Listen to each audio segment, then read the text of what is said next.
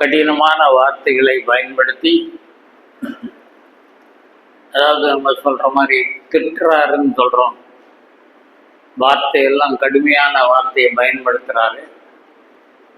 யாக்கோபு 4வது அதிகாரம். அதுல நம்ம ஆரம்பத்துல உள்ள சில வசனங்களை வாசித்து விட்டோம் என்று நம்புகிறேன்.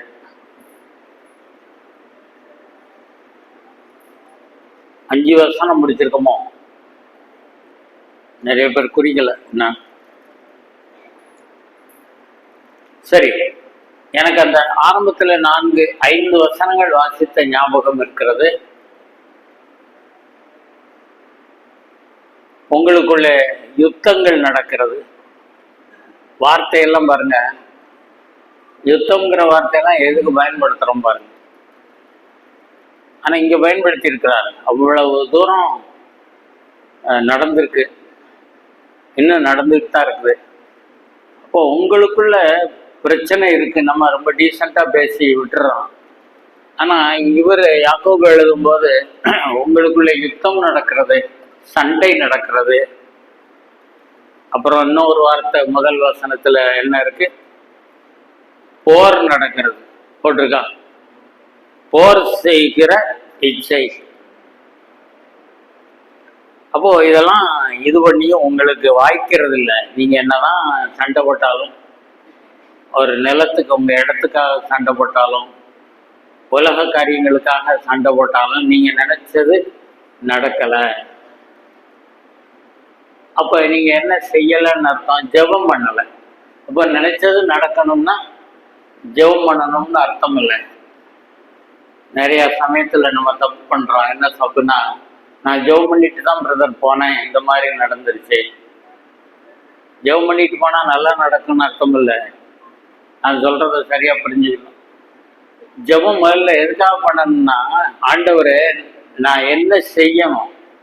இப்போ பவுல் அவர் ஆண்டவரால் சந்திக்கப்பட்ட பொழுது முதல் கேள்வி அதான், நீர் யார்? நான் என்ன செய்யணும்? இந்த காரியம் செய்யலாமா? இங்க போகணும்னு என் மனசுல ஒரு எண்ணம் இருக்கு, இவரை போய் சந்திக்கணும்னு இருக்கு, போகலாமா வேண்டாம்? அப்புறம் ஜெபம் பண்ணி ஆண்டவர் தெளிவா காட்டின பிறகு ஜெபம் பண்ணி போறது வாய்க்கும். அப்படி இல்லாம நான் ஜெபம் பண்ணி தான் பிரதர் எல்லாம் செஞ்சேன், இப்படி ஆகிப்போச்சு இல்லை. அப்போ ஜெபம் பண்ணாததுனால இந்த பிரச்சனை உங்களுக்கு. அடுத்து என்ன சொல்றாரு? எப்படி ஜெபம் பண்றீங்க? அந்த ரெண்டாவது வசனத்துல கடைசியில ஜெபம் பண்ணாததுனால உங்களுக்கு வாய்க்கவில்லைன்னு முடியுது, காரியங்கள் வாய்க்கவில்லை.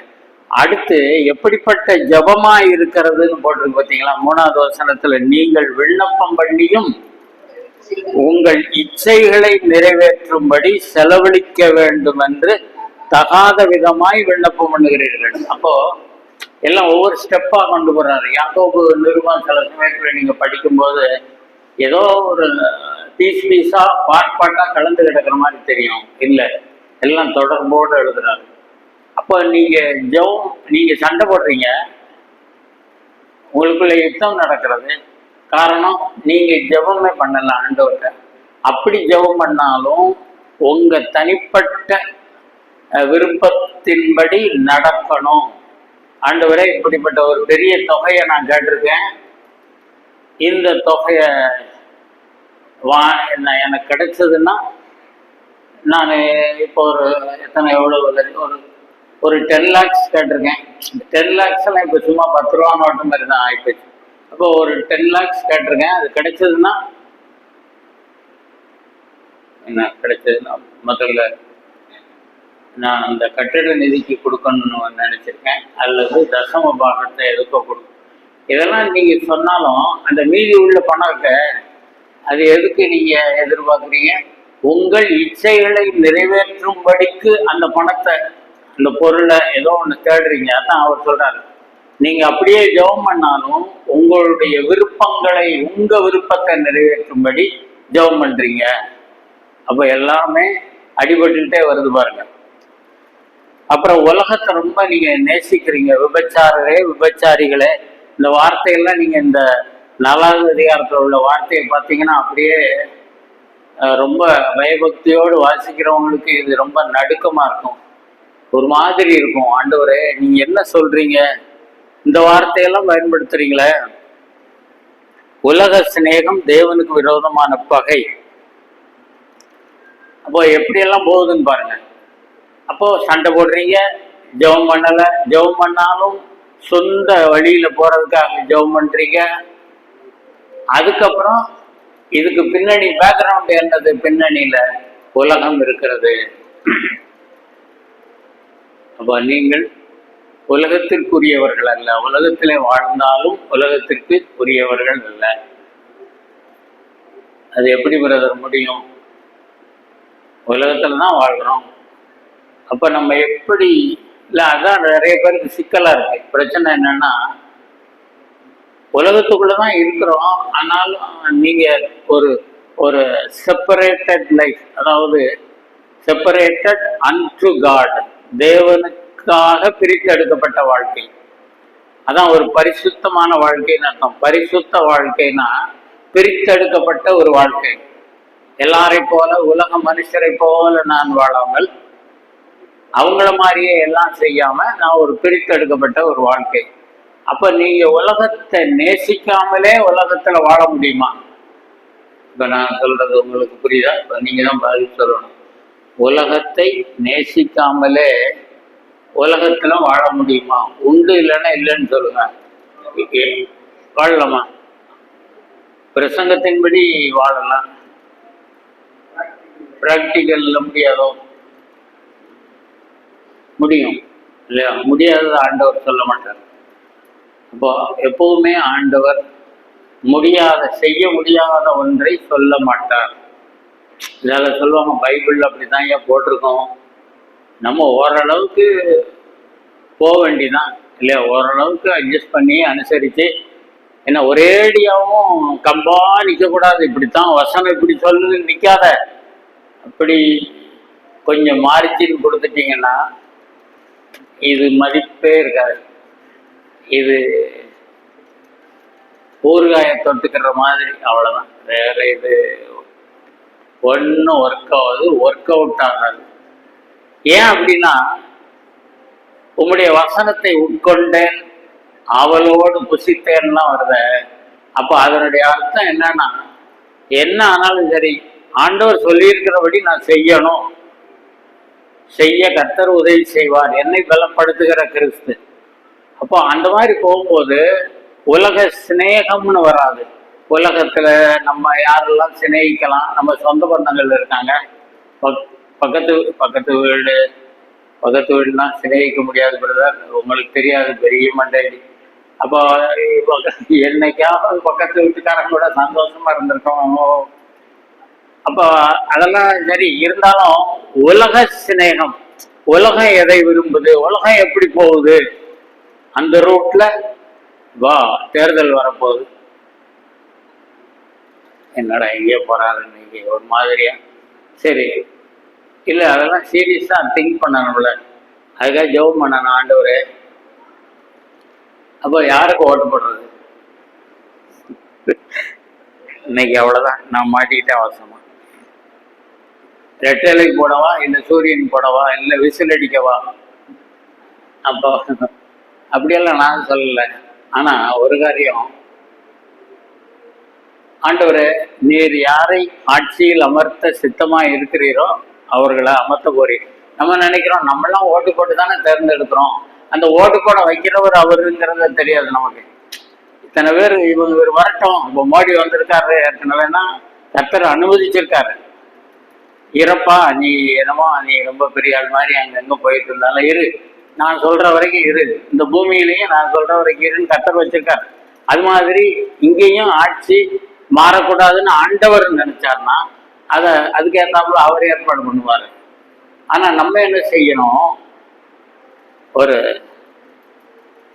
ஆண்டவரே உமக்கு விரோதமாய் இருக்கிறவர்களுக்கு நான் என்ன புரியுதா, ஓட்டர் லிஸ்ட் எல்லாம் வந்துருச்சு, நம்ம என் பேர் இருக்கு என் பேர் இல்லை இல்லையா, நிறைய பேர் பார்த்தாச்சு, சரி யாருக்கு போடன்னு வரும் பொழுது கர்த்தரை விரோதிக்கிற கூட்டத்துக்கு நான் போடலாமா? இதை சொல்லுங்க, நீங்களே பதில் சொல்லுங்க. ரொம்ப அமைதியா இருந்தீங்கன்னா ஆபத்து. ஏன்னா சும்மா ஓப்பன் ஆகி கர்த்தரை விரோதிக்கிறவர்களுக்கு ஓட்டு போடலாமா? நிச்சயமா போட முடியாது.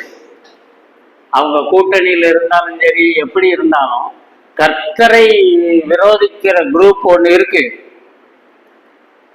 அதுக்காக இப்போ நடக்கிற ஆட்சியில கிறிஸ்தவர்களுக்கு ரொம்ப பாதுகாப்பு இருக்குன்னு சொல்ல முடியாது. நிறைய பிரச்சனைகள் இருக்கு. அப்போ நம்ம எப்பவும் ஆண்டவரை விரோதிக்கிறவர்களுக்கு நாங்க போட போறதில்லை. மற்றபடி நம்ம சிந்திச்சு ஜெபம் பண்ணி ஆண்டவருடைய சித்தம் எப்படியோ நீங்க அப்படி போட்டுடலாம். நான் இது வரைக்கும் இன்னாருக்கு போடுங்கன்னு நான் சொல்லலை. இருந்தாலும் இதெல்லாம் சொல்ல வேண்டிய சந்தர்ப்பம்.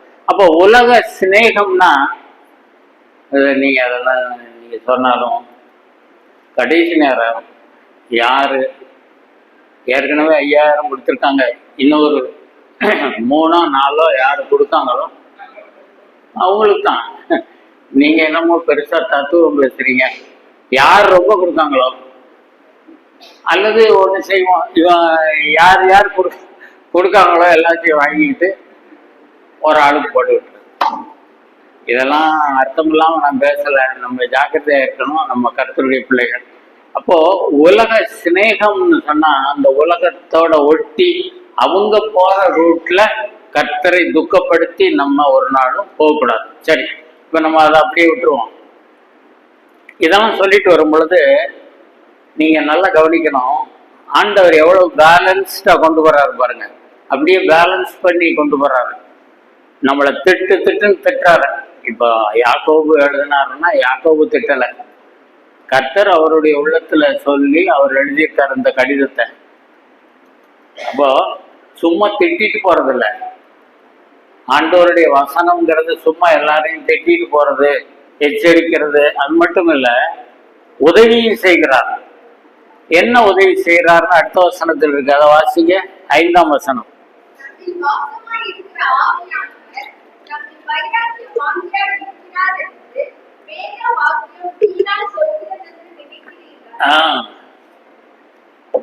அதாவது இதுல எத்தனை தடவை விளக்கம் சொன்னாலும் நமக்கு என்ன ஒரு சந்தேகம்னா, இப்படி சொல்லியிருக்க, நம்மில பரிசுத்த ஆவியானவர் வாசமா இருக்கிறாரா? புரியலையா? வாசமா இருக்கிறதுனா வேற வார்த்தை, நமக்கு இன்னும் கொஞ்சம் நல்லா தெளிவான வார்த்தையில சொன்னா குடியிருக்கிறாரா? பரிசுத்த ஆவியானவர் உங்களுக்குள்ள குடியிருக்காரா இல்லையா? வசனத்தின்படி இருக்கிறார். ஆனா எனக்கு ஒன்றும் அப்படி தெரியல பிரதர், உள்ளுக்குள்ள அப்படி நானும் தேடி தேடி பார்த்துட்டேன், ஒன்றும் அப்படி இல்லை. அப்ப எல்லாம் தெளிவா இருக்கிறோம். நம்ம ஆராதனைக்கு வரும்போது மாத்திரம் அல்ல, இப்படி கூட்டங்களுக்கு வரும்போது மாத்திரம் அல்ல, நான் என்னைக்கு ரட்சிக்கப்பட்டேனோ அன்றைக்கே பரிசுத்த ஆவியானவர் எனக்குள்ளே வந்து விட்டார். பழைய ஏற்பாட்டுல அப்படி இல்லை. பழைய ஏற்பாட்டுல பார்க்கும் பொழுது ஆவியானவர் வருவதும் ஆவியானவர் எடுத்துக்கொள்ளப்படுவதும், அதுக்கு ஏதாவது ஒரு உதாரணம் ஒருத்தர் சொல்றாரு, யாரு? நீங்க தான் சொல்லணும். டக்குன்னு எனக்கு முந்திக்கிட்டு கொஞ்சம் ஓடணும். இல்ல, நான் கேட்கறதே, ஒருத்தர் சொல்றாரு பரிசுத்த ஆவியை என்னை விட்டு எடுத்து போடாதுன்னு தாவீது சொல்றாரு. அப்படின்னா என்ன அர்த்தம்? ஆவியானவர் எடுத்து போடப்பட முடியும், பழைய ஏற்பாட்டுல வரும். புதிய ஏற்பாட்டுக்கு வரும் பொழுது நம்ம ரட்சிக்கப்பட்ட நாளிலே நமக்குள்ளாக வருகிற பரிசுத்த ஆவியானவர்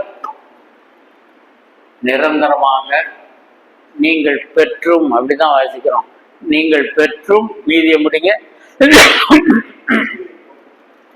நீங்கள் பெற்றும் உங்களிலே தங்கியும் இருக்கிற பரிசுத்த ஆவியானவர். அப்ப உள்ளுக்குள்ள ஒருத்தர் இருக்காரு. வீட்டுல அப்பா இருக்காருன்னா பிள்ளைகள் ஒரு 4 பிள்ளைகள் இருக்கு. 4ம் ஓரளவுக்கு பெரிய பிள்ளைகள், ஸ்கூலுக்கு போற பிள்ளைகள்னு வைங்க. அப்ப அப்பா இருக்காருன்னா எப்படி இருப்பான் எல்லாமே? அந்த வார்த்தையை சொல்லுங்க. ஒரு வார்த்தை உண்டு, வெட்டி பாம்பா இருப்பான். அப்பா இருக்காருன்னா வாழை சுருட்டி மடக்கி வச்சுக்கிட்டு இருப்பான். பைக் சத்தம் கேட்டதோ இல்லையோ எல்லாரும் வாழும் வெளியே வந்துடும். அடி ஒருத்தனுக்கு ஒருத்தன் சண்டையும் இதுவும். அப்ப எதுக்கு சொல்றேன்னா, அப்ப உள்ள இருக்காருன்னா அது ஒரு பயம், ஒரு மரியாதை, ஒரு கனம் பண்ணுதல். அப்ப நமக்குள்ள ஆவியானவர் இருக்கும்போது நமக்கு அந்த பயம் இல்லையே. சில சமயம் யோசிச்சு பாருங்க. இப்போ பொய் சொல்ல வேண்டிய ஒரு சூழ்நிலை வருது, பொய் சொல்ல வேண்டிய சூழ்நிலை வருதா? அப்போ பொய் சொல்ல வேண்டிய எனக்கு இந்த பொய்யை பற்றி நான் ஒரு நிமிஷம் போயிட்டு வரேன். இங்கே வெளிப்படுத்தல கொஞ்சம் பின்னாடி வாங்க. 21 கடைசி வசனத்தை வாசிங்க. 21:27.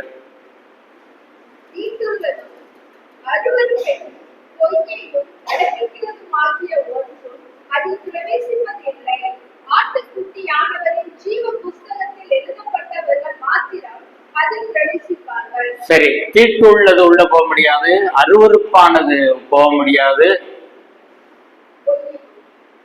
பொய்யை நடப்பிக்கிறதுமாகிய ஒன்றும். சரியா? இன்னும் 22 கடைசியில வர்றதுக்கு முந்தி பொய்யை பற்றி 15 வாசிங்க.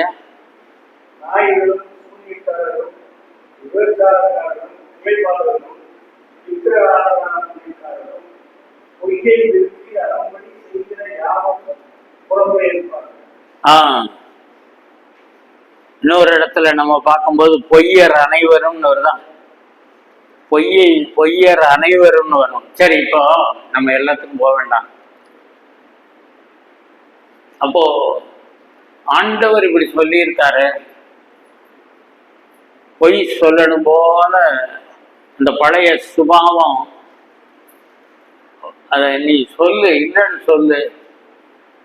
சில சமயம் சொல்றோம்ல, ஒரு பொய்யை சொல்லி சமாளிச்சுட்டு வந்த என்ன செய்ய, அவனோட பெரிய சொல்ல. அப்போ ஆண்டவர் என்ன எதிர்பார்க்கிறார்னா, உனக்குள்ளே ஆவியானவர் இருக்கிறார் என்கிற ஒரு பயமும் ஒரு உணர்வும் இருந்தா பொய் சொல்றதுக்கே மனசும் வராது, வாயும் வராது. சரி, இப்ப நம்ம பழையபடி யாக்கோபுக்கே போவோமே. எதுக்கு இது சொல்ல வந்தேன்? பேலன்ஸ்ன்னு ஒன்று சொன்னேன், ஞாபகம் இருக்கா? உங்களை திட்டுறாரு, நம்மளை திட்டுறாரு, நீங்க ரொம்ப சண்டை போடுறீங்க, அக்கிரமம் பண்றீங்க, உங்க ஜெபமும் சரியில்லை, இப்படியெல்லாம் சொல்லிட்டு, ஆனா இன்னொரு பக்கம் எப்படி பேலன்ஸ் பண்றாரு? ஆவியானவரை கொடுத்திருக்கிறார். நாம் அடிக்கடி சிந்திச்சிருக்கோம். ஆவியானவருக்காக, மீதி நீங்க தான் சொல்லணும், ஆவியானவருக்காக காத்திருக்க வேண்டிய அவசியம் இல்லை. அப்போ ஆவியானவரை கர்த்தர் கொடுத்துட்டாரு. அப்ப இந்த ஆவியானவர் ஏன் கொடுத்திருக்கிறாரு? நீங்க உங்களுக்கு சரியா ஜெபம் பண்ண தெரியாது. நம்ம நினைக்கிறோம், நான் ஜெபம் பண்ணேன்னா அப்படியே பரலோகம் இறங்கி வந்துடும் நம்ம நினைக்கிறோம். ஆனா அவர் சொல்றாரு, உங்களுக்கு சரியா ஜெபம் பண்ண தெரியாது, அதனால உங்களுக்காக வாக்கு கடங்காத பெருமூச்சுகளோடு யாரு வேண்டுதல் செய்யறது? பரிசுத்த ஆவியானவர். அப்போ நமக்கு ஆவியான நீங்க ஏற்றபடி வேண்டிக் கொள்வது இல்லதென்று அறியாது இருக்கிறபடியால் உங்களுக்கு ஜெபம் பண்ண தெரியாது, ஆவியானவரை கொடுத்திருக்கிறேன். இன்னும் ஆவியானவரை நிறைய காரியங்களுக்காக நமக்கு கொடுத்திருக்கிறார். அப்போ அந்த ஆண்டவர் நம்மளை அப்படியே மட்டம் தட்டி நம்மளை திட்டுறதில்ல. உங்களுக்கு நான் என்னென்ன கொடுத்துருக்கேன் பார்த்தீங்களா? பரிசுத்த ஆவியானவரை கொடுத்திருக்கிறேன். வேற 6வது வசனத்துல ஏதோ கொடுத்திருக்காரு. அதாவது யாக்கோபு 4:6 வாசிக்க வேண்டாம், அந்த அந்த அந்த பாயிண்ட்டை மட்டும் சொல்லுங்க. இல்ல சிஸ்டர், 6வது வசனத்துல ஆரம்பம் அதிகமான போதும்.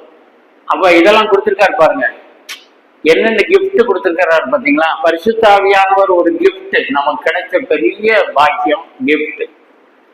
அவர் தான் நம்மளை உள்ளே இருந்து நம்மளை இயக்குகிறார். அப்புறம் கிருபையை கொடுத்திருக்கிறார். அப்படின்னா அந்த அனனியா சப்பராள் மாதிரி நம்ம வாழ்க்கையில ஒரு நாளும் பொய் சொன்னது, மீதி முடிக்க மாட்டேங்காங்க பார்த்தீங்களா? எப்படி முடிக்க முடியும்? அனனியா சப்பராள் மாதிரி நம்மளும் நம்ம வாழ்க்கையில ஒரு நாளும் பொய் சொல்லக்கூடாது. அப்படியா? பொய் சொன்னது இல்லைன்னு சொல்ல முடியல. ஏன் சொல்றேன்? அப்போ ஆண்டவரே, நாங்களும் சில சமயத்துல அல்லது பல சமயத்துல இது ஒரு பொருட்டாவே நினைக்காம, இது தப்புன்னு நினைக்காம நாங்களா பொய் சொல்றோமே, ஆனால் எங்களுக்கு ஏன் அடி விழல? இதுதான். அப்ப கிருபை இருக்குங்கிறதுனால பொய் சொல்லிக்கொண்டே இருப்பதல்ல, பாவம் செய்கிறதல்ல. அப்ப ஆண்டவர் என்னென்ன கொடுத்துருக்காரு பாருங்க. அந்த கிருபைக்கும் ஒரு அளவு தானே வச்சிருப்பாரு. நீ என்ன வேணாலும் பண்ணு, இந்த கிருபை உனக்கு இருக்குது, அதனால உனக்கு பிரச்சனையே இல்லைன்னு கர்த்தர் சொல்லலை. அதனால ஆண்டவர் என்ன செஞ்சிட்டாருன்னு ஒரு அன்னைக்கூட சொன்ன, நாம் செய்த பாவத்திற்கும் செய்து கொண்டிருக்கிற பாவங்களுக்கும் செய்ய போகிற பாவங்களுக்கும் என்ன, சிலுவையில நமக்காய் பலியாகி மன்னிப்பை சம்பாதித்து விட்டார். ஆகவே மகனே, மகளே, நீ சந்தோஷமாயிருப்போம். இப்படி போதிச்சா எப்படி? அதுக்கு ஒரு கூட்டம் இருக்கு, போதிக்கிறதுக்கும் இருக்கு. இப்படி கொஞ்சம் பேர் சொல்லிக்கிட்டே இருப்பாங்க அப்படின்னு இந்த ஜஸ்டின் ஒரு ஆளோ எவனோ ஒருத்தன், அப்புறம் இந்த கொஞ்ச நாளைக்கு என்கிட்ட போனா இப்ப திடீர்னு வந்திருக்கான்னு நினைக்கிறேன், ஜபராஜ். இப்படி குரூப் எல்லாம் என்னன்னா, இப்படி கொஞ்சம் பேர் உங்களெல்லாம் இது பண்ணுவாங்க, நல்லா என்ஜாய் பண்ணுங்க, அதுக்கு தானே உலகத்துல இருக்கோம். அப்படி எங்க சொல்லியிருக்காரு ஆண்டவர் இல்லையே? அப்ப கர்த்தருக்கு பயந்து அவருடைய வழிகளில நடந்து என்ன சொல்லியிருக்காரு? அந்த பயம் இருந்தாலே, ஆண்டவருக்கு பயப்படுகிற பயத்தோடு வாழ்ந்தாலே அநேக பிரச்சனைகளுக்கு தப்ப முடியும். ஒரு சகோதரன் அப்படித்தான் ஒரு ஏதோ சொல்லிட்டு இருந்தா, அவருக்கு ஏதோ ஒரு இதுக்கு எங்கேயோ ஒரு 5 லட்சம் ரூபா கேட்டிருக்காராம். அவங்க டாக்குமெண்ட் எல்லாம் அதை கொடுங்க இதை கொடுங்கன்னு. அப்போ இது தெரிஞ்ச உடனே அப்ப நான் சொன்னேன், தம்பி, ஏற்கனவே சில கடன்கள் இருக்கு, இன்னும் 5 லட்சம் அது போக ஒரு 1 லட்சம் எதுக்கோ தேவையாம். அப்போ கடன் கொடுக்காங்கிறதுனால கடன் வாங்குகிறதற்கு பயப்படாமல் கடன் வாங்குவோமானால், அதான் நான் சொன்னேன், உங்க வீட்டையே கொடுத்துட்டு நடுத்தருவில் நிற்க வேண்டியது வரும். இப்போ இந்த கடனை பத்தி பயப்படுறது இல்லை விசுவாசிகள். வாங்குற கடன் ஏகப்பட்டது, துணிச்சவெல்லாம் நிறைய வாங்கிக்கிட்டு கடைசியில் அதுக்கு கீழே முடிவுரை எல்லாவற்றையும் கர்த்தர் பார்த்துக்கொள்,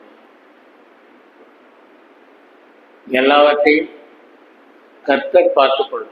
பார்த்துக்கிட்டு தான் இருக்காரு, அவர் பார்த்துக்க மாட்டாரு. நான் இஷ்டத்துக்கு வாங்கி நான் ஏகப்பட்ட கடனை வாங்கி அதுக்கு வட்டி கட்ட முடியாம, எனக்கு உங்களை பத்தி யாரை பத்தியும் தெரியாது, அதனால நம்மளை பத்தி ஏதோ சொல்லியிருக்காங்க போல தெரியுது.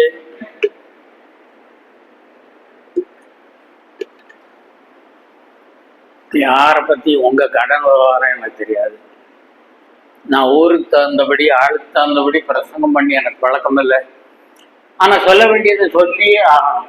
அப்ப நம்ம இப்படியெல்லாம் இருந்தோம்னு வைங்க, இந்த கிருபை எப்படி கிடைக்கும்? அதுதான் நம்ம பேசிட்டு இருக்கோம். அப்ப கிருபையை யாருக்கு கொடுக்கிறார்? அவருக்கு பயந்தவர்களுக்கு கிருபையை கொடுக்கிறார். நாம் நிர்மூலமாக இருக்கிறது அவருடைய கிருபையை. அப்போ அதெல்லாம் சொல்லிட்டு அவருக்கு பயப்படாம இஷ்டப்படி நம்ம போனா எப்படி இருக்கும் சொல்லுங்க? அவர் எப்படிங்க கை கொடுப்பாரு? அதான் அந்த சகோதரன் சொன்னேன், இந்த மாதிரி துணிகரமா கடன் வாங்கினால் கர்த்தர் கை கொடுக்க மாட்டார், சபை கை கொடுக்காது. பார்த்துக்கணும். அவ்வளோதான். நம்ம போய் ஒருத்தங்களை போய் ரொம்பையும் இது பண்ண முடியாது. அப்போ ஆண்டவருடைய உதவியும் இல்லை, சபையும் என்னை தாங்கவில்லை, எனக்காக யாரும் ஜெபிக்கவும் விரும்பலன்னு வச்சுக்கோங்க, என் நிலைமை எப்படி இருக்கும்? சரி, இது போக வேற ஏதாவது ஆலோசனை சொல்றாரா? 7வது வசனத்துல ஏதாவது ஆலோசனை, நம்ம அப்படி பாயிண்டா பார்த்துட்டு போவோம். 7வது வசனத்துல ஏதாவது ஆலோசனை சொல்றாரா? ஆகையால் தேவனுக்கு கீழ்ப்படிந்திருங்கள்னா என்னங்க அர்த்தம்? தேவனுக்கு கீழ்ப்படி. இப்போ அப்பாவுக்கு பிள்ளை கீழ்ப்படியணும்னா என்ன அர்த்தம்? பொதுவா நம்ம குடும்பத்துல அப்பாவுக்கு பிள்ளை அல்லது அம்மாவுக்கு பிள்ளை கீழ்ப்படியணும்னா அதுக்கு வேற வார்த்தையில சொன்னா, அம்மாவோ அப்பாவோ ரொம்ப ஈஸியா பதில் சொல்லலாம். அம்மாவோ அப்பாவோ சொல்றத கேட்டு கீழ்ப்படியணும், செய்யணும். அவங்க சொல்ற அவ்வளவுதான். வேற கீழ்ப்படிகிறதுனா என்னமோ இல்லை. அவங்க இங்க போகக்கூடாதுன்னு இருக்காங்க, நான் போக மாட்டேன். ஒரு குறிப்பிட்ட நேரத்துக்கு அப்புறம் போன் யூஸ் பண்ணாத, கொஞ்ச நேரம் வேணா நீ பாரு. எந்த நேரமும் இந்த பைத்தியம் போன்லயே பைத்தியமா அலையாத. கிரிக்கெட் தான் பாக்குறேன். ஆமா, கிரிக்கெட் பார்த்தானே சில கிரிக்கெட் பைத்தியங்கள் இருக்கு. 11 fools are playing, 11,000 fools are watching அப்படின்னு ஒருத்தன் சொன்னானா. 11 fools are playing, 11 முட்டாள்கள் விளையாடுறாங்களாம். அதுல 11,000 அந்த காலத்துல, இப்போ 11 லட்சம் முட்டாள்கள் அதை பாக்குறாங்களாம். அவங்க சொன்னாருங்க, ஏன்ட்ட சண்டைக்கு வராதுங்க, முடிஞ்சவன நான் சீக்கிரமா என்னை கூப்பிட்டு போயிருங்க, அவங்க பதில் சொல்ல முடியாது. அப்போ எதுனா என்ன?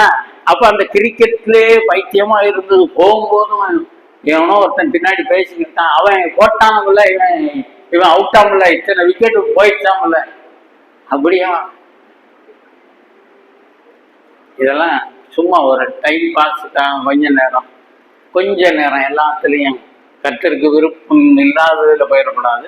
அப்போ இதெல்லாம் வரும் பொழுது அங்க பாருங்க அந்த வார்த்தையை, தேவனுக்கு கீழ்ப்படிந்திருங்கள்னா அவர் சொல்லுகிறபடி செய்யுங்கள், பிசாசுக்கு எதிர்த்து நில்லுங்கள், அப்பொழுது அவன் உங்களை விட்டு ஓடி போவான். நமக்கு உதவி செஞ்சுட்டே இருக்காரு பாருங்க. வசனத்தின் மூலம் ஆலோசனை கொடுத்துக்கிட்டே இருக்காரு. சும்மா ஏதாவது சொல்லிட்டு போகல நம்மளை பத்தி. இப்போ ஒரு ஃபாரஸ்டுக்குள்ள நுழையிறோம்னு வைங்க, காட்டு பகுதிக்குள்ள நுழையும் போது அவங்க சில இது கேட்குறாங்க, நீங்க யாரு, எங்கிருந்து வரீங்க, உங்க அட்ரஸ் கொடுங்க, ஃபோன் நம்பர் கொடுங்க, நீங்க போகும்போது என்னென்ன செய்யக்கூடாது, தீப்பெட்டி வச்சிருக்கீங்களா? தீப்பெட்டியா? ஏன்னா இவன் ஏதாவது வச்சிருப்பான்ல, எங்கேயாவது போய் எங்கிட்ட விளையாட்டுத்தனமா கொளுத்தி வச்சுட்டு போயிட்டான்னா காட்டுல பிரச்சனை வரும். வேற ஏதாவது ஆயுதங்கள் இருக்கா, வேற எதுவும் இருக்கா? அப்போ இதை செய்யக்கூடாது, ரொம்ப கவனமா போயிட்டு வரணும். அப்போ சில இன்ஸ்ட்ரக்ஷன் கொடுத்து விடுற மாதிரி ஆண்டவர் நமக்கு எச்சரிக்கையின் காரியங்களை கொடுத்துருக்காரு, நம்ம கையிலே இருக்கு. இதை திறந்து சில நாளாச்சு, இதை இன்னும் சரியா வாசிக்கலை. இன்னைக்கு என்ன செவ்வாய்க்கிழமையா? நேற்று திங்கக்கிழமை. ஞாயிற்றுக்கிழமையெல்லாம் சுத்தமாக வாசிக்க வாய்ப்பு இருக்காது பிரதர். நாங்கள் ஆராதனைக்கு வந்து சேர்றதே பெரிய காரியம். அப்போ ஆராதனைக்கு கிளம்பி வந்து போகிறதுக்கு முந்தி ஒன்றும் பண்ண முடியாது, பைபிள்லாம் வாசிக்க முடியாது. இங்கே தான் வசனம் கேட்க போகிறோமே. அப்புறம் அன்னைக்கு சாயந்தரமும் வாசிக்கலை.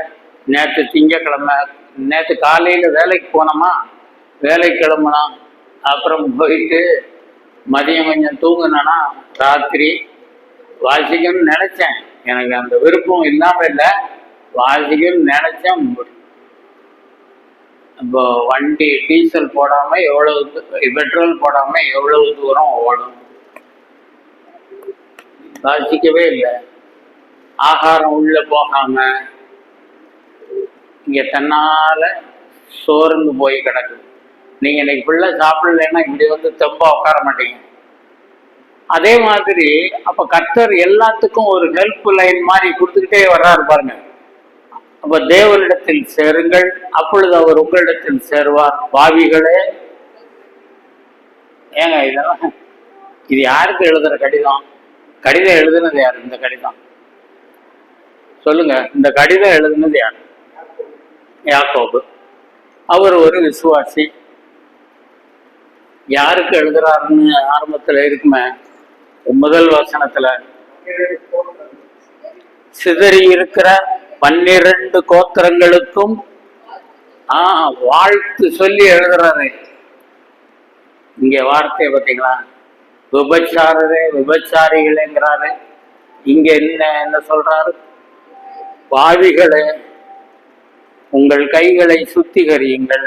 இன்னும் திட்டிக்கிட்டே இருக்காரு. 8வது வசனத்துல பாருங்க, இருமனம் உள்ளவர்களே உங்கள் இருதயங்களை பரிசுத்தமாக்குங்க. அந்த பரிசுத்தப்படுத்தல், அப்பதான் நான் சொன்னேன், பரிசுத்தமாக்குதல்னா நம்ம விசுவாசி ஆயிட்டோம், இனிமே அந்த பழைய நான் தப்பு பண்ணனேன் ஒரு லிஸ்ட்டு, இன்னென்ன பாவம் செஞ்சனா இனிமேல் நான் அந்த பாவங்களை செய்யக்கூடாது. அப்படி இல்லை, அப்படி தீர்மானம் எடுக்கிறது இல்லை. நான் இன்னைக்கு ஞானஸ்தானம் எடுத்துட்ட, இனிமே நீ ஜாக்கிரதையா இருக்கணும், தெரிஞ்சிச்சா? அப்படி இல்லை. ரட்சிக்கப்பட்ட உடனே இன்னென்ன பாவங்கள்ல இருந்து நம்ம சிக்கிக்கிட்டு இருந்தோம்ல, அந்த சிக்கல்ல இருந்து ஆண்டவர் விடுவிச்சுட்டாரு. இனி அந்த பாவத்துக்கு எனக்கு தொடர்பு இல்லை. தெருவழியே போகும்பொழுது டாஸ்மாக் கடை வழியே போறோம், போகும்போது அங்க பாட்டில் விதவிதமா வச்சிருக்கான், அழகா பைபிள்ல இருக்கிறத சொல்றேன், நான் சொந்த கதை சொல்லல, வசனம் சொல்லலாமா? மதுபானம் பளபளப்பாய் தோன்றும் போது, சரி இந்த இப்படி சொன்னா எங்கேயோ இவரா சொல்லிட்டு இருக்காரு, அதை பார்த்துருவோமே கொஞ்சம். அது எதுல வருது? பிரசங்கியா நீதிமொழிகளா? அதை கொஞ்சம் எடுத்தீங்கன்னா அவங்க நேரில் பார்த்து இப்படியெல்லாம் வசனம் இருக்கோ, நான் பாட்டுக்கு சொன்ன மாதிரி அவங்க நினைச்சிடக்கூடாது. நீதிமொழிகள்ல இருக்கா?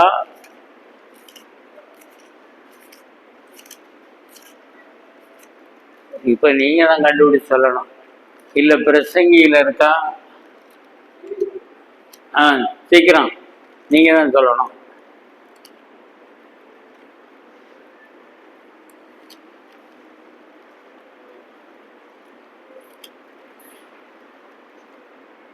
என்ன நீங்க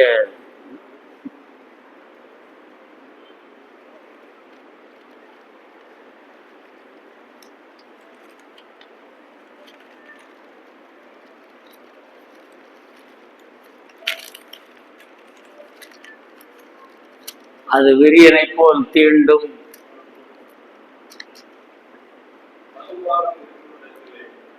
அது நம்பர்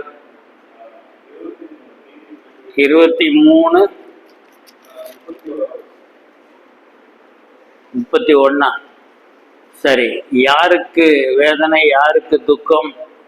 அதாவது 23:29 யாருக்கு ரத்தம் கலங்கின கண்கள், மதுபானம் இருக்கிற இடத்துல தங்கி தரிப்பவர்களுக்கும், கலப்புள்ள சாராயம், சாதாரண சாராயத்துல விஷயம் இருக்காது அப்படின்னு சொல்லி கலப்புள்ள சாராயத்தை நாடுகிறவர்களுக்கு. 31ஆம் வசனம், மதுபானம் இரத்த வருணமாயிருந்து பாத்திரத்தில் பளபளப்பாய் தோன்றும் போது நீ அதை பாராதே, அது மெதுவாய் இறங்கும், முடிவிலே அது பாம்பை போல் கடிக்கும், விரியனை போல். என்னங்க இது? என்னென்னமோ வசனம்லாம் இருக்கு போல பைபிள்ல. சிலர் 29வது வசனத்தை ஆராதனைக்கு பயன்படுத்துறாங்க, பார்த்துருக்கீங்களா? யாருக்கு காரணம் இல்லாத காயங்கள், ஆண்டவர் எந்த பாவம் செய்யல, அவருக்கு ஐயோ படாத பாடுபடுறாரு. ஆண்டவர் தான் பாடு, நம்ம பாடுவது. சபையாரும் ஒன்றும் ரொம்ப கண்டுக்க மாட்டாங்க. ஆமா, ஆண்டவர் என்ன காரணம் இல்லாம அடிச்சாங்களே, இங்க என்ன கான்டெக்ட்ல சொல்லியிருக்கு பாத்தீங்களா? சரி, இப்ப நம்ம இதுல போனோம்னா அது அவ்வளவு போதும். இப்ப யாக்கோபுக்கு வாங்க, யாக்கோபு விட்டுறாதீங்க. இதெல்லாம் சொல்லிட்டு 9வது வசனத்துல ஏன் ஒரு மாதிரியா சொல்றாரு? 9ஆம் வசனத்தை வாசிங்க.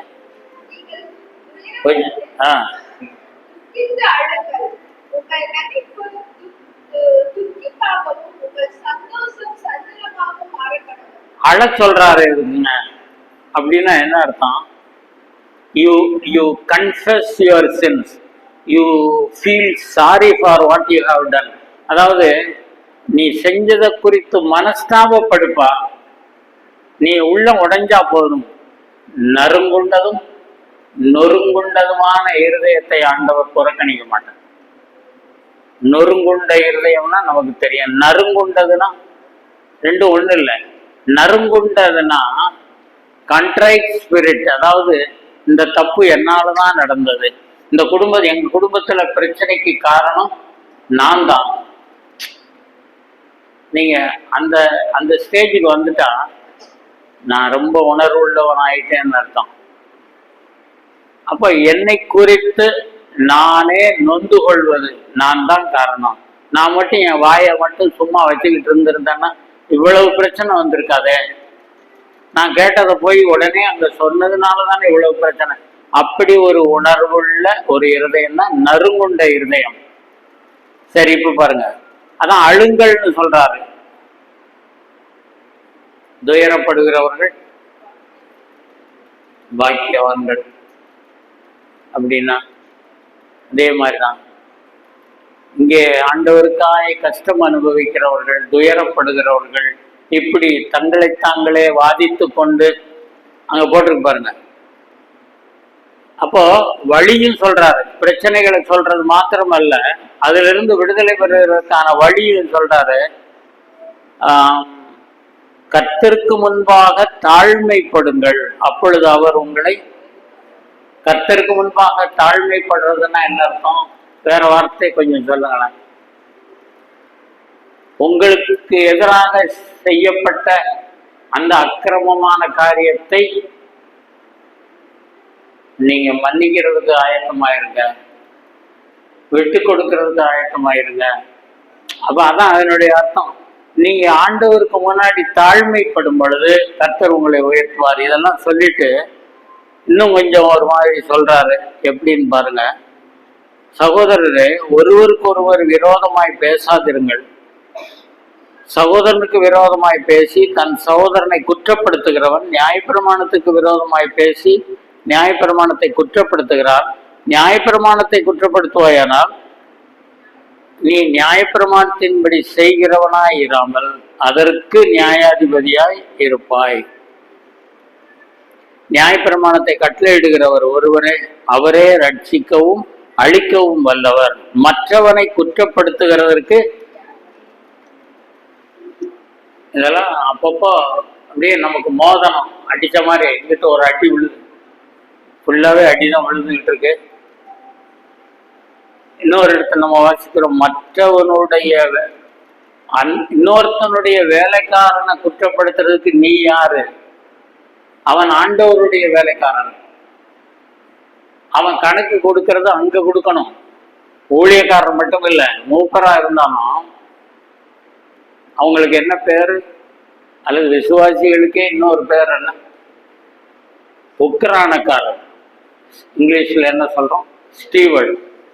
அப்போ உக்ரானக்காரன் உரிமையாளன் அல்ல, சபைக்கு உரிமையாளன் அல்ல. உக்ரானக்காரன்கிட்ட பொறுப்பை யார் ஒப்படைச்சிட்டு போயிருக்கா? அந்த தோட்டத்தினுடைய ஓனர், முதலாளி ஒப்பு கொடுத்துட்டு போயிருக்காரு. எப்பா பார்த்துக்கோ, நான் வர கொஞ்சம் நாள் ஆகும், நீ எல்லாம் கவனிச்சுக்கோன்னு பொறுப்பை ஒப்படைச்சிட்டு போயிருக்காரு. அப்போ நான் ஒரு உக்ரானக்காரன், ஒரு ஊழியக்காரனா இருந்தாலும் மூக்கரா இருந்தாலும் அவர்கள் கணக்கு கொடுக்க வேண்டியவர்களா இருக்கிறார்கள். அப்போ இத பாருங்க, மற்றவனை நீ குற்றப்படுத்துகிறதுக்கு உனக்கு எந்த உரிமையும் இல்லை. அடுத்து பாருங்க 13வது வசனம். மேலும் நாங்கள் இன்றைக்கு அல்லது நாளைக்கு இன்ன பட்டணத்திற்கு போய் அங்கே 1 வருஷம் தங்கி வியாபாரம் செய்து சம்பாத்தியம் பண்ணுவோம் என்கிறவர்களே கேளுங்கள். சில சமயம் பிளான் பண்றோம், சரி எல்லாரும் வீட்டில் எல்லாம் உட்காந்துருப்பாங்க, வீட்டில் எல்லாரும் உட்காந்து சரி நம்ம அப்போ கிளம்புவோம், மே மாதம் நம்ம என்னென்ன செய்ய போகிறோம், நம்ம இங்கே எங்கே போகிறோம், நீ அதை பார்த்துக்கோ, நீ இதை பார்த்துக்கோ.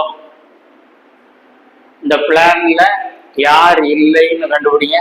இந்த 13வது வசனத்துல ஒரு பிளான், ஒரு திட்டம் தீட்டுறாங்க. இந்த 13வது வசனத்துல அந்த திட்டத்துல யாரோ ஒருவர் மிஸ்ஸிங்.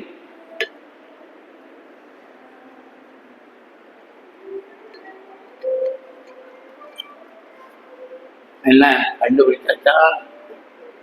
யாரோ ஒருத்தரை காணுமே, முக்கியமான ஆளை காணும். இந்த மதர்ஸ் டேன்னு ஒரு புஸ்தகத்துல ஒரு பாடம் நான் நடத்தல, 8th ஸ்டாண்டர்டில். அப்போ நான் இங்கே ஹையர் செகண்டரி எடுக்கும்போது இங்கே அந்த அப்போ மதர்ஸ் டே, அம்மாவுடைய பிறந்த நாள்.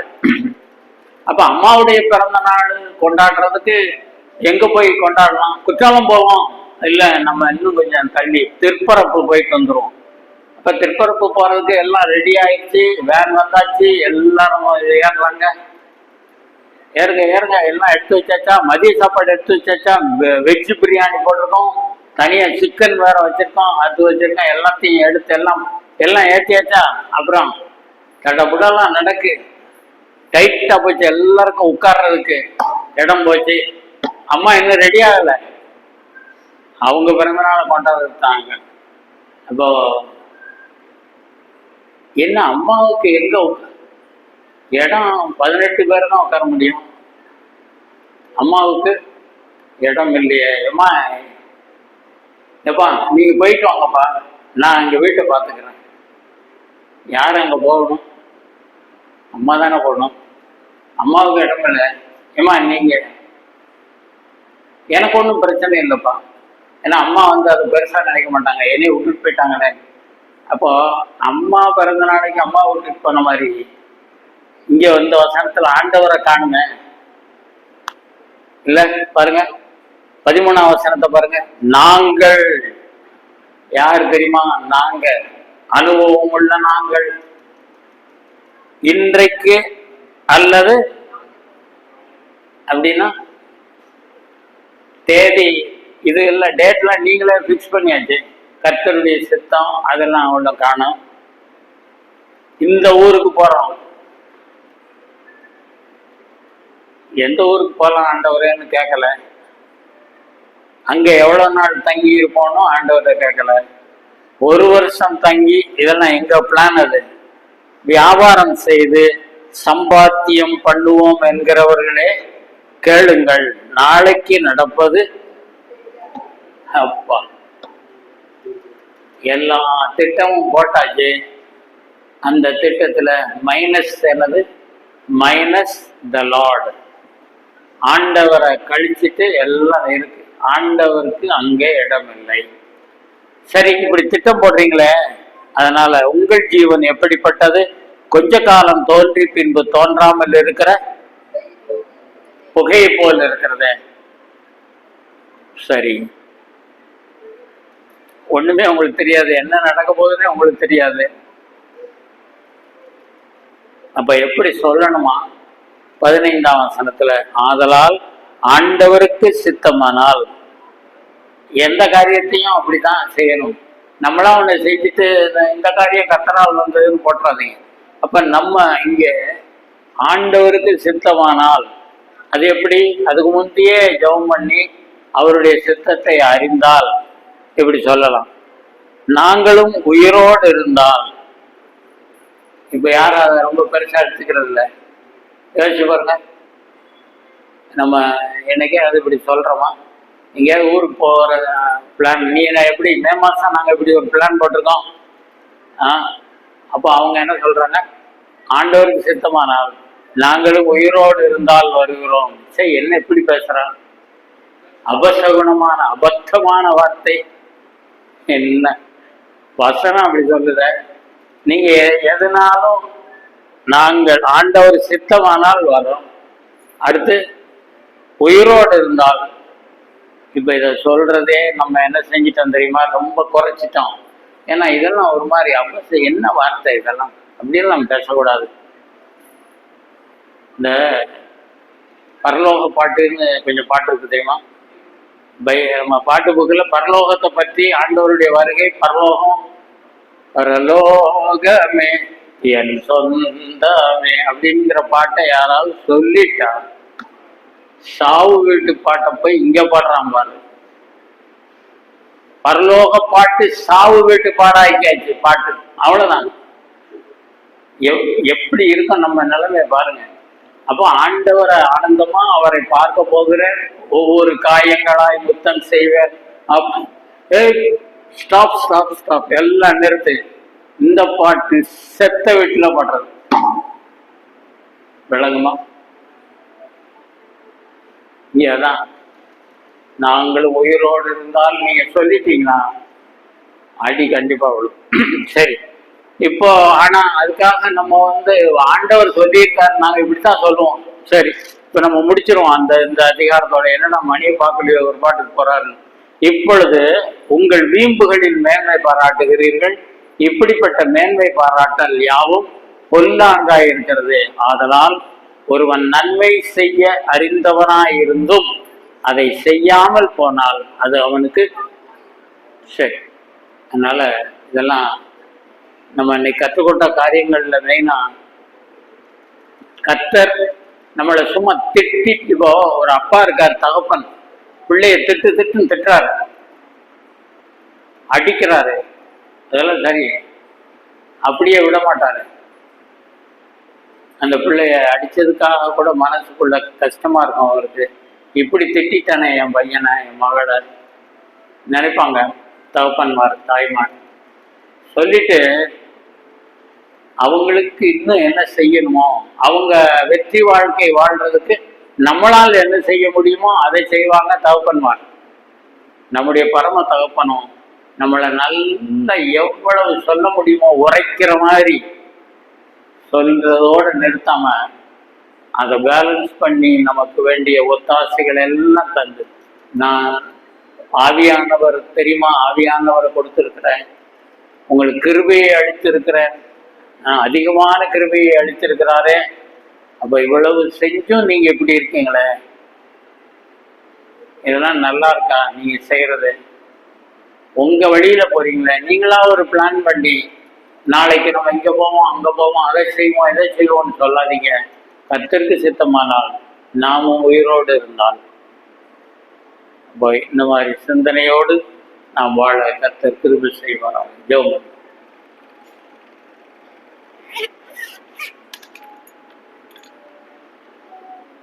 அன்புள்ள பிதாவே, கர்த்தாவே, நன்றியோடு துதிக்கிறோம். இன்றைய விலையேறப்பட்ட வார்த்தைகளுக்காக எமக்கு ஸ்தோத்திரம். எங்களை தேற்றுகிற தேவன் மாத்திரமல்ல, கடிந்து கொள்ளுகிற ஆண்டவர், நீர் இன்னும் கடிந்து கொள்ளும் ஆண்டவரே, இன்னும் எங்களை சிக்ஷைகளை அனுப்பும் ஆண்டவரே. நேசிப்பிதாவே, நாங்கள் இன்னும் உமக்கு பிரியமாய் வாழ வேண்டும். என்னிடத்தில் இன்னும் குறை உண்டோ, என்னென்ன குறை இருக்கிறது, இன்னும் நான் எப்படி உமக்கு பிரியமா இருக்கலாம்னு சொல்லி நாங்கள் சிந்திக்கத்தக்கதாக எங்களுக்கு உதவி செய்யும்படி கெஞ்சுகிறோம் ஆண்டவரே. இங்கே கூடி வந்திருக்கிற பிள்ளைகள் குடும்ப வாழ்க்கையிலும் சபை வாழ்க்கையிலும் பொது வாழ்க்கையிலும் கர்த்தாவே உம்மை பிரியப்படுத்தி வாழ உதவி செய்யும். இங்கே கூடி வருகிற சபையை ஆசீர்வதி, சபை பொறுப்பாளர்களையும் ஆசீர்வதிக்கும்படி கெஞ்சுகிறோம். இவ்வளவு நேரமாய் நீர் கொடுத்த ஆலோசனைக்காக உமக்கு நன்றி. அதன்படி நடக்க எங்களுக்கு வேண்டிய பலனை தாரும். எங்கள் கர்த்தரும் அருமை இரட்சகருமாகிய இயேசு கிறிஸ்துவின் மூலம் மிகவும் மனத்தாழ்மையுடன் கெஞ்சி கேட்கிறோம் பிதாவே. ஆத்துமாவே கர்த்தரை ஸ்தோத்திரி, என் முழு உள்ளமே அவருடைய பரிசுத்த நாமத்தை ஸ்தோத்திரி. என் ஆத்துமாவே கர்த்தரை ஸ்தோத்திரி, அவர் செய்த சகல உபகாரங்களையும் மறவாது. ஆமென்.